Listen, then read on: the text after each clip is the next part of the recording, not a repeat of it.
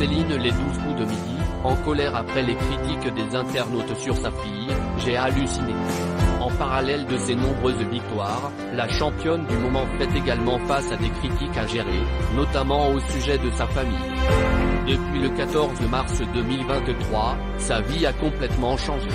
Céline faisait alors ses premiers pas sur le plateau des 12 coups de midi sur TF1. Plus de 3 mois après, et un enchaînement de victoires, elle est l'une des meilleures maîtres de midi de l'émission du midi animée par Jean-Luc Reichmann. Une exposition médiatique au quotidien qui n'est pas habituelle pour celle qui est planificatrice à la SNCF en dehors des caméras.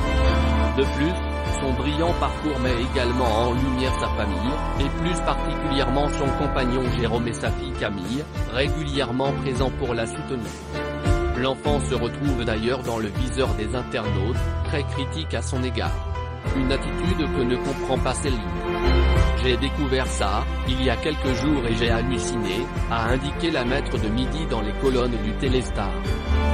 Ce lundi 3 juillet. Que les gens se permettent de la juger sans la connaître, je trouve ça assez pitoyable. Et je préfère qu'elle soit vive et intelligente plutôt que ce soit un flanc. Si les gens veulent des poupées, ils n'ont qu'à en acheter. Mais, un enfant, ce n'est pas un adulte, ça doit bouger et découvrir, a-t-elle clairement ajouté dans ce qui ressemble à une mise au point. Céline éloignée des réseaux sociaux. Face à ces critiques, Céline peut également compter sur le précieux soutien de Jean-Luc Reichmann. L'animateur de TF1 n'a pas manqué de lui prodiguer un précieux conseil pour se préserver face à tout ça. Il s'agit de ne pas aller sur les réseaux sociaux, a indiqué la mère de famille lors d'une interview accordée à Voici. Céline est plutôt décidée à garder son énergie pour les tournages réguliers d'émissions. Son compagnon prenant en charge la logistique à la maison, elle reste ainsi focalisée sur son parcours à la télévision.